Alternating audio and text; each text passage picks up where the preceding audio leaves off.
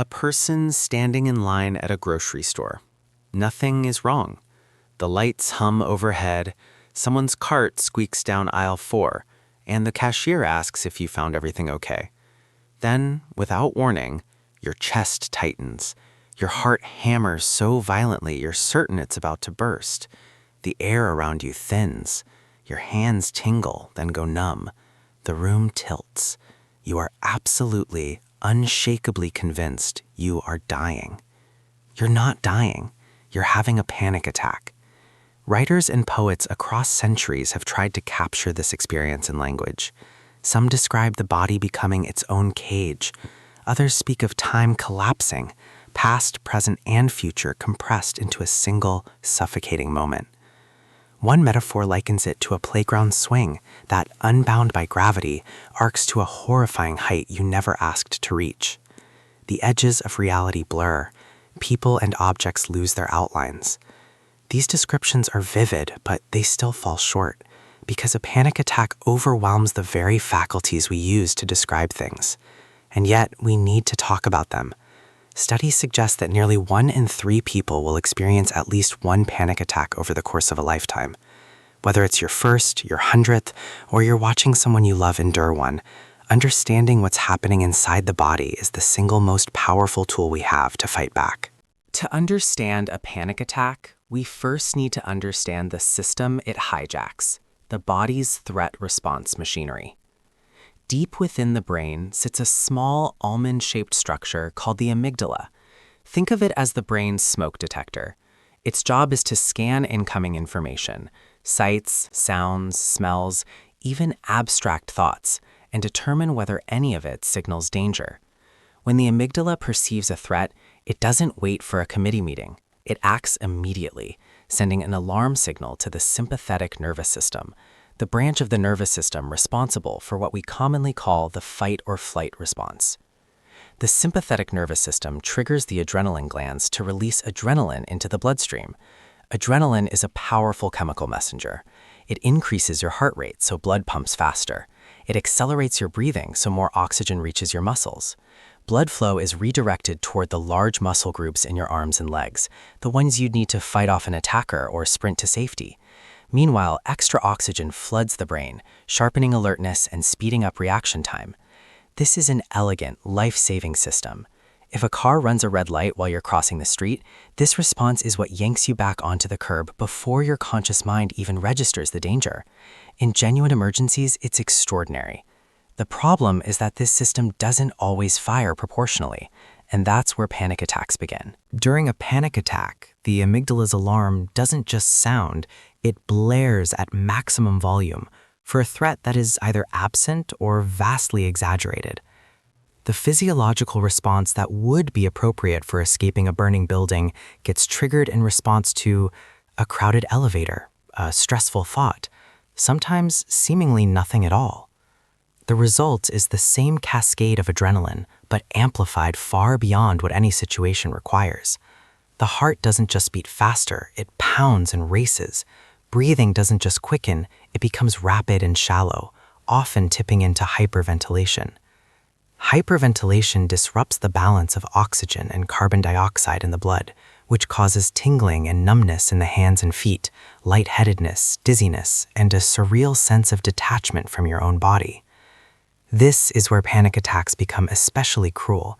The symptoms themselves feel dangerous. A racing heart feels like a heart attack. Difficulty breathing feels like suffocation. Dizziness feels like a stroke. The body, flooded with alarm signals, generates new alarm signals about the alarm itself.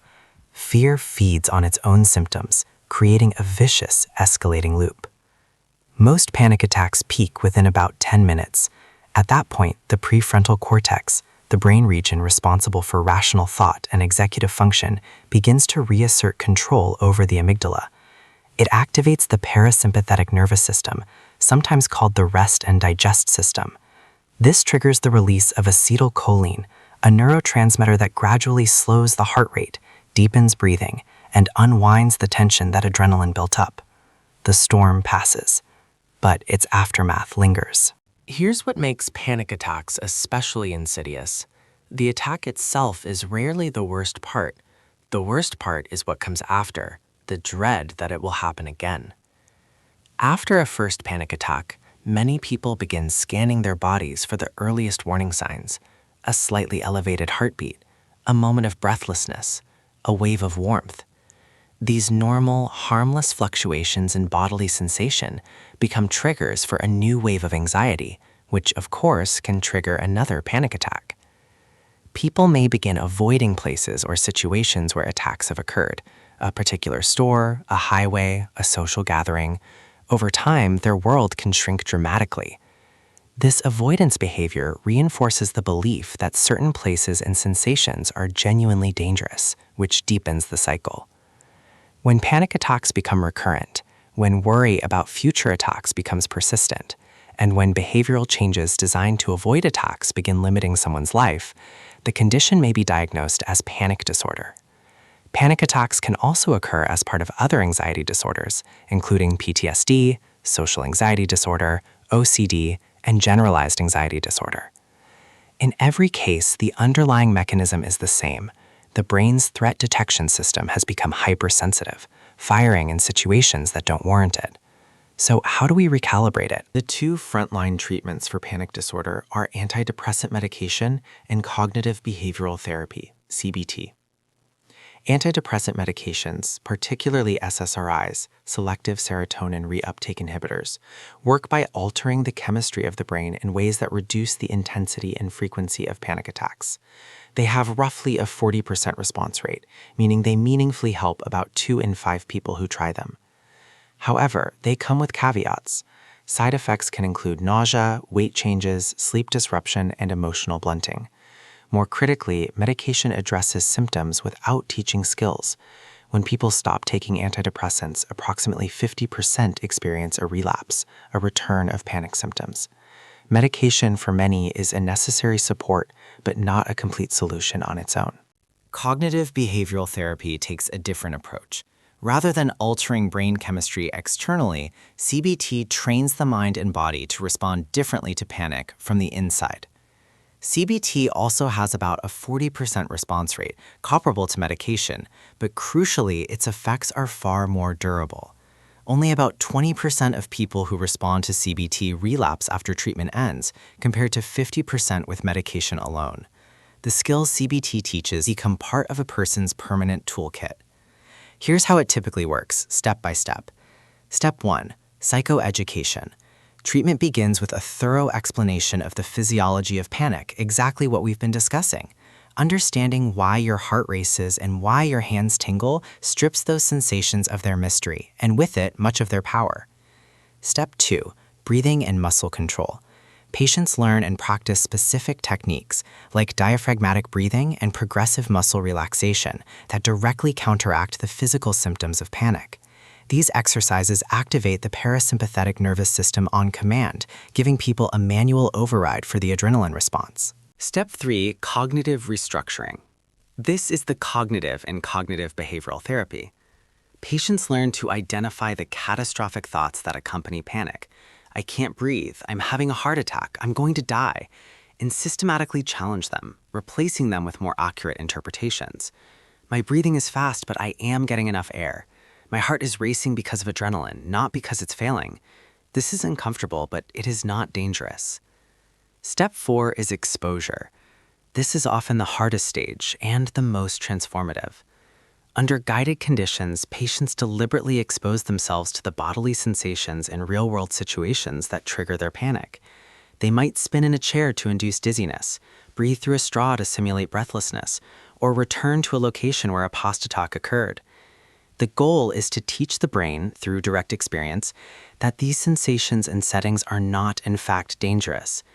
Each successful exposure weakens the link between the trigger and the alarm. None of this is easy.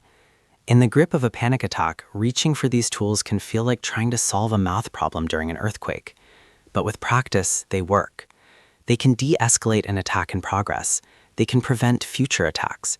And over time, they can fundamentally reduce the grip of panic on a person's life. Outside of formal therapy, the core insight remains the same. Fear by itself cannot hurt you, but holding on to it will escalate panic. The sensations are real, the danger is not. And even if you've never had a panic attack, understanding them matters. Recognizing what's happening in yourself or in someone beside you is the first and most important step toward breaking the cycle. So if you take one thing from these 10 minutes, let it be this. Panic is loud, but it is a liar. And the more clearly you see it for what it is, the quieter it becomes.